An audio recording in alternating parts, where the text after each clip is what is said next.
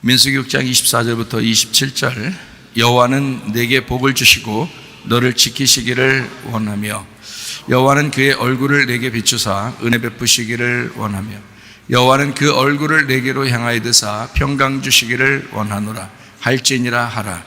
그들은 이같이 내 이름으로 이스라엘 자손에게 축복할지니 내가 그들에게 복을 주리라. 자, 이 말씀을 우리가 자주 듣는 말씀인데 주일마다 축도할 때 여러분에게 함께 나누는 그런 말씀입니다. 우리 하나님께서는 우리에게 복 주시기를 원하시는 하나님이다. 그리고 평안을 주시는 하나님이시다. 이런 말씀을 우리가 알 수가 있습니다. 복이라고 하는 것은 우리가 잘 알듯이 바라크라 그랬습니다. 바라크라고 하는 것은 무릎을 꿇다, 찬양하다, 경배하다, 복주다 이런 말이니까 우리가 복을 받아야 되겠다는 것은 알겠는데 그 복이라고 하는 게 이제 무릎을 꿇는 것이다 라고 할 때, 그리고 예배 드리는 것이다 이렇게 하는, 찬양하는 거, 경배하는 거, 예배 드리는 거죠. 그리고 기도할 수 있는 거, 이것은 정말 복입니다. 아무나 예배를 드릴 수 있는 게 아니고 아무나 기도하는 게 아니니까 아무나 하나님을 인정하고 사는 게 아니잖아요. 그러니까 하나님을 인정하고 사는 것 자체가 복이다 이렇게 얘기하는 거죠. 예배 드리는 게 복이다 하는 거죠. 찬양하고 예배 드리고 기도하는 거, 이게 복인 것입니다. 그러니까 하나님은 우리가 복 받기를 원하시니까 우리도 복 받아야 되겠는데, 그 복을 받는 것을 우리가 이제 뭐 잘 되기만 해달라고 하는 그런 의미가 아니라 진정한 성경의 복은 무릎을 꿇고 하나님 앞에 기도할 수 있는 사람, 그리고 하나님 앞에 경배하고 예배 드릴 수 있는, 그리고 찬양할 수 있는 사람, 이런 사람이 진짜 복이다라는 것을 우리가 그 복의 그 원천, 그 복의 그 근원을 알고 말씀을 보는 것은, 그리고 우리가 사는 것은 참 중요한 거죠. 그냥 뭣도 모르고 그냥 복 받아야지 하고서 교회 다니는 거하고 좀 다르죠. 기도하고 무릎을 꿇고 하나님 앞에 예배 드리고 절한다, 그런 그 복을 우리가 받으셔야 합니다. 시편 51편 17절 말씀을 보면 하나님께서 구하시는 제사는 상한 심령이라 하나님이여 상하고 통회하는 마음을 주께서 멸시하지 아니하시리이다. 하나님이 좋아하는 예배, 하나님이 좋아하는 제사는 뭐냐 봤더니 상한 심령이라. 여러분 살다 보면 괴로운 일이 있어요, 없어요? 있죠. 그럴 때 아유, 하나님이 날 버렸는가 보다 이렇게 생각하기 쉽죠. 그런데 버린 게 아니라 하나님이 그걸 통해서 예배를 받으시려고 하는 것입니다. 그러니까 개념이 다르죠. 하나님은 우리가 어려움 당할 때, 그 상한 심령을 가질 때, 그때 하나님은 그 제사를 기뻐하신다는 거예요. 우리가 뭐 일만 잘 되고 잘 풀리고 이래서 좋아하는 게 아니고, 하나님이 그래서 축복하셨다는 게 아니고, 실제로는 마음이 상했을 때도 그때 오히려 하나님은 예배를 받으시는 하나님이시다. 왜냐하면 자기 힘이 없잖아요. 자기가 하려고 해보려고 하다가 아무것도 안 될 때, 질병의 문제가 있고 가정의 문제가 있고 또 물질적인 문제가 생기고 이럴 때, 자기의 힘으로 아무것도 안 될 때, 자기가 하려고 해보지만 어떨 때는 안 될 때, 자식의 문제, 아내의 문제, 남편의 문제, 부모의 문제, 도저히 자기가 자기 힘으로 할 수 없는 것들이 있어요. 그럴 때 우리 하나님은, 하나님이 구하시는 제사가 그런 거래요. 그 상한 심령이라 그랬습니다. 상한이라는 말이요, 샤바르라는 단어예요. 샤바르라는 단어가 어떤 단어냐면 깨졌다는 말이고요, 파멸됐다는 말입니다. 그러니까 어떤 심령을 말하냐면 깨지고 파멸된 그런 심령을 말해요. 그 심령이라는 게 루아흐입니다. 호흡, 생명, 영. 그러니까 깨진 영, 깨진 생명, 깨진 호흡, 그러니까 아주 숨쉬기조차 힘든 그런 상태를 말하여 그게 상한 심령입니다. 하나님이여 상하고 통회하는 마음을 그랬는데, 통회한다는 말이 다카입니다. 다카라는 단어가 무너졌다는 말입니다. 그러니까 너무 상한 심령이 돼서 무너져 버린 거예요. 어떻게 새로 세울 수가 없어요, 자기가. 다카, 다 무너져 버렸다. 마음이 무너져 내린 거 있다고 하죠. 사람들이 야, 마음이 무너져 내려. 저도 그런 거 경험 많이 해봤거든요. 마음이 무너져 내린다. 이게 다카입니다. 무너져 내리는 그 통회하는, 그게 뭐 한탄스럽게 이런 얘기 정도가 아니라 다 마음이 막 갈기갈기 찢어지고 무너져 내린 그런 걸 말하는데, 그 마음, 레브, 마음입니다. 그런 마음을, 그 무너진 마음을 사람들은 아이고 어떻게 힘들겠네, 아이고 어떻게 이거 뭐 하나님이 복 안 내려주신 것 같은데 라고 생각할지 모르고, 자기 스스로도 그렇게 생각할지 모르는 그런 얘기들을 하나님은 근데 그거를 멸시하지 않는데요. 그거를 멸시하지 않는다. 멸시한다는 말이 바자입니다. 업신여긴다, 싫어한다, 멸시한다는 말이거든요. 그러니까 하나님은 그런 마음을 싫어하지 않는다. 그런 마음을 업신여기지 않는다. 다른 사람들은 그냥 지나가는 말로 하고 지나갈 수 있어요. 불쌍하네, 뭐 안 됐네, 뭐 일이 잘 안 풀려서 좀 어렵겠네. 자기 일이 아니니까 그러니까 그냥 지나갈 수 있지만, 진짜 그 일을 닥친 사람들은요, 앞으로도 또 그런 일이 닥칠 수도 있죠. 근데 그런 마음을 가진 사람들은 진짜 하나님께서 업신여기지 않고 하나님께서 그걸 싫어하지 않겠다는 거예요. 사람이 아파서 그냥 뭐 한 일주일 아프다가 낫으면 괜찮죠. 근데 막 몇 년씩 아프잖아요. 그러면요 좌절됩니다. 막 무너져 내려요, 마음이. 예. 모세가 광야에서 몇 년 있었어요? 40년이요. 애굽에서 뭘로 있었어요?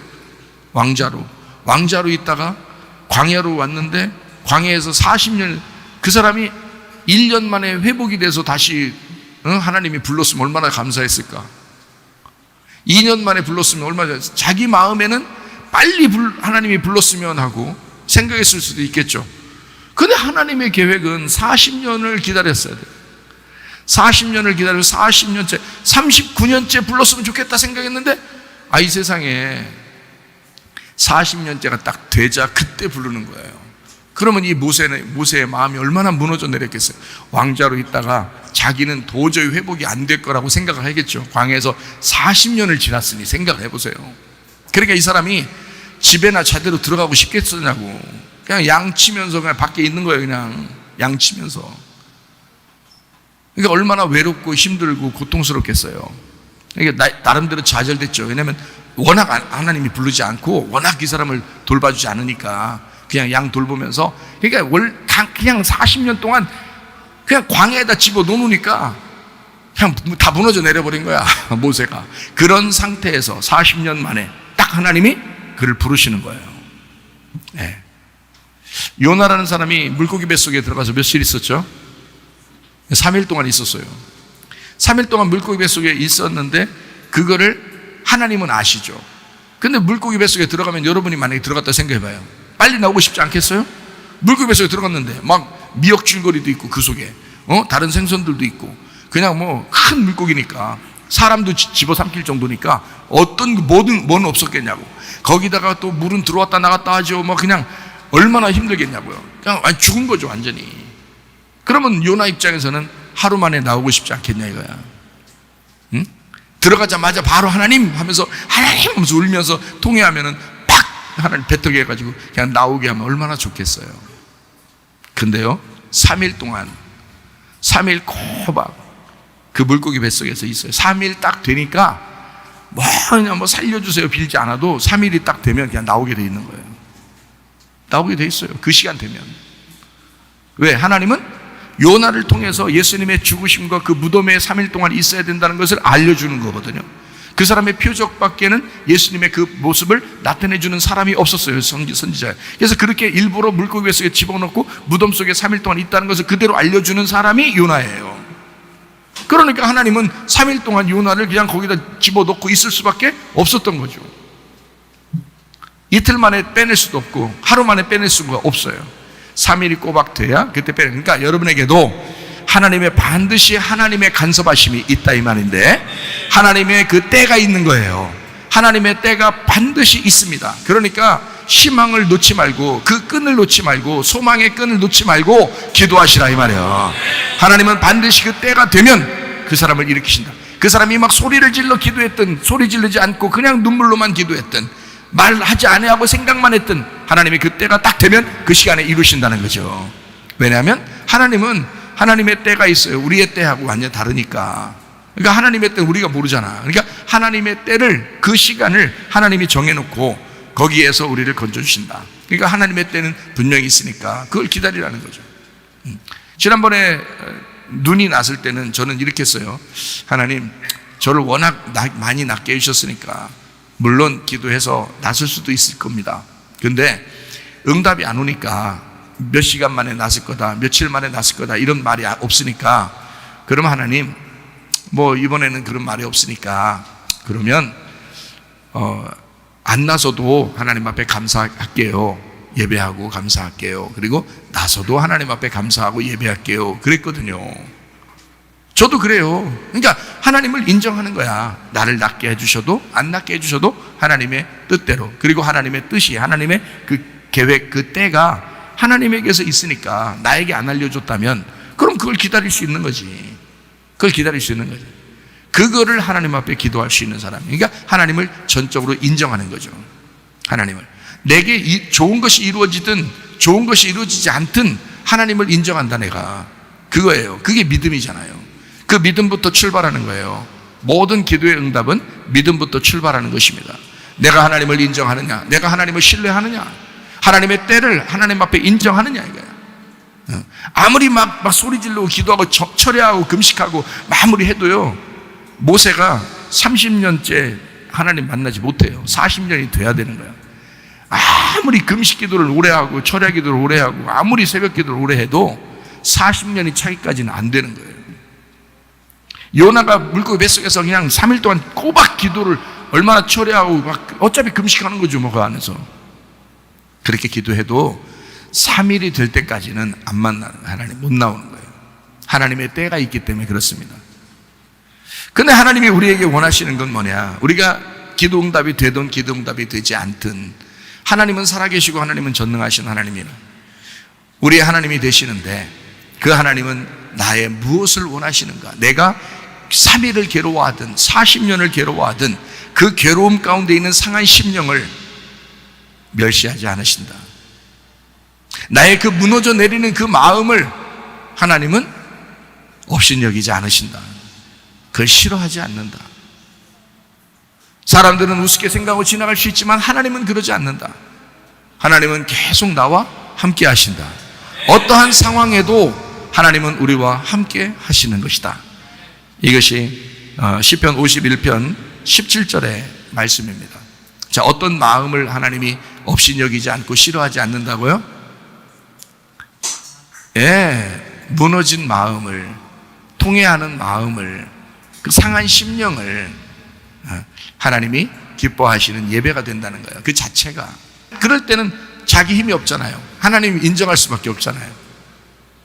오랫동안 아프거나 오랫동안 문제가 생기거나 그러면 어렵거나 그러면 하나님을 인정할 수밖에 없어요. 그 사람은 이미 무너져 내린 겁니다.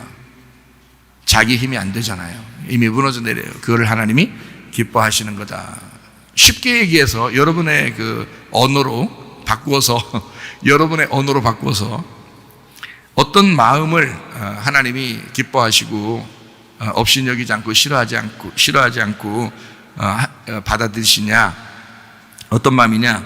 썩어 문드러진 마음입니다. 썩어 문드러진 마음. 야, 진짜 오랫동안 이렇게 어려움 당하면요, 진짜 가슴이 썩어 문드러진 마음이 돼요. 이 썩어 문드러진 마음에 성령의 열매가 맺히는 것입니다. 육체의 열매가 아니고 성령의 열매가 맺혀요. 육체적으로 살고 싶지를 않아. 인생 자체를 살고 싶지 않는데 뭔 육체의 열매를 맺고 살고 싶겠어요. 인생 자체를 살고 싶지 않은데. 그렇죠? 그러니까 성령의 열매를 맺게 된다. 이 상한 심령이라고 하는 것이 주님이 좋아하시는 마음이에요. 주님이 좋아하는 밭, 우리의 마음의 밭. 우리의 마음은 하나님의 밭이죠. 이 마음에다가 무엇을 심어놓느냐, 이게 중요하잖아요, 이게죠? 그러니까 이 좋은 밭이 뭐냐, 하나님이 좋아하는 밭이 뭐냐? 썩어 문드러진 마음, 상한 심령, 이게 좋아하는 밭이에요. 하나님이 좋아하는 밭. 그거 안 돼본 사람은 그걸 아마 학생들 젊을 때는 여기서 막 교회 열심히 하는 것 같죠? 근데 일단 썩어 문드러진 마음이 한 번씩 생겨보면 알아요. 생겨보면 인생이 이게 만만하지가 않구나 하는 걸 알게 돼요. 그때 주님을 진짜로 만날 수가 있습니다.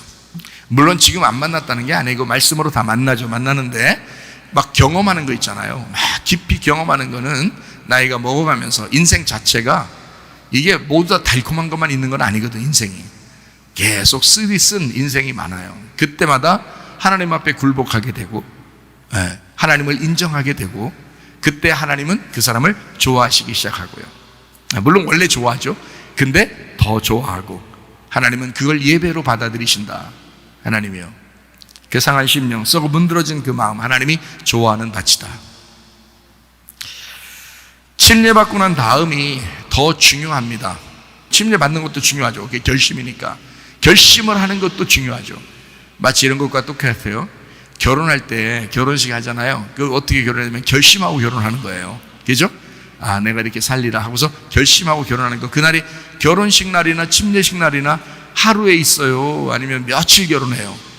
물론 이스라엘에는 며칠 결혼해요. 그런데 침례식도 하루요, 결혼식도 하루요. 우리한테는 그렇죠? 하루 만에 결혼식은 끝나고 침례식도 하루 만에 끝나요.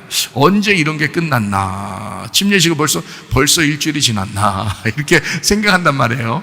벌써 끝났나? 이러지만 자, 침례식 다음부터가 더 중요하고 결혼식 다음부터가 더 중요한 거예요. 그죠?